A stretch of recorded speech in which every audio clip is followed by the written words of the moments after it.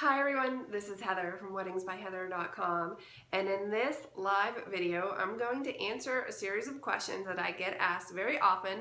That way I can just send this link to people when they need some help with a particular topic. So I have a list here that I'll be reading from. One of the questions I get asked most often is, are you Mac or PC? I'm Mac. JPEG or RAW? I shoot RAW. Canon or Nikon? Currently Nikon. I did shoot Canon from 2002 through 2010, and I'll put a link to the YouTube video explaining in detail why I made that switch. I'm currently shooting with a pair of Nikon D700s that I love.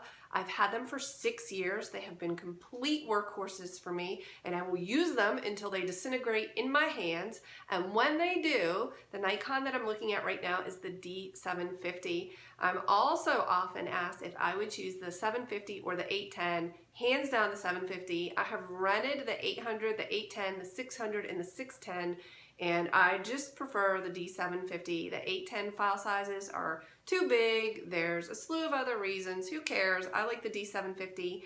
If my cameras bite the dust, that's what I will be purchasing. Do I have a favorite memory card? No, I don't care. Does it work? It doesn't matter.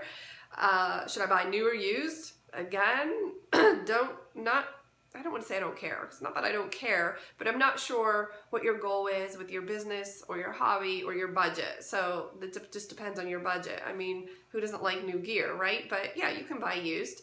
Minimum gear for a wedding. Minimum gear. Okay, the minimum gear for me for a church type wedding, meaning not like a backyard outdoor picnic type wedding. Minimum gear for a church wedding that I'm being paid for, minimum, would be 2 camera bodies, 2 flashes, 24 to 70 2.8, 51.4, 70 to 200 2.8, minimum gear.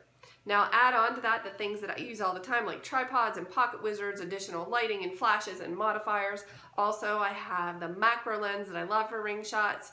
Those are just added, but the minimum list I could get away with is those lenses, those 3 lenses, 24 to 70, the 15 to 70 to 200, to cover my entire focal length. Now I will say this, if you don't have a couple of camera bodies and a few lenses, photographing weddings can be really challenging, unless of course it's a backyard picnic outdoor, in which case you could use a point and shoot, which is what I did for the very first wedding that I photographed. I used a point and shoot, and it was fine, and they were happy. So that's my minimum gear for a wedding.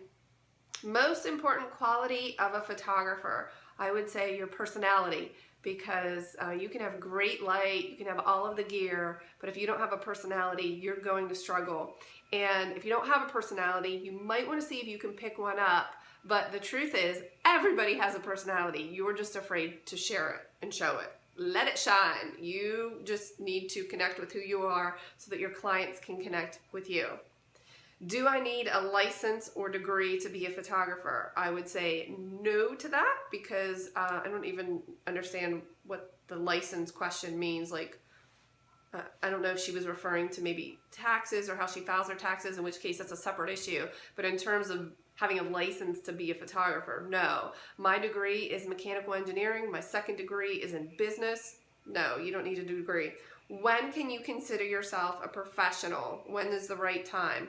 And I would say that that's highly variable. I think that if you are getting paid, people are paying you to photograph something, then that makes you a professional. And the whole, there's all this debate always on JPEG or RAW, Canon or Nikon. I'm not beholden to any of these things.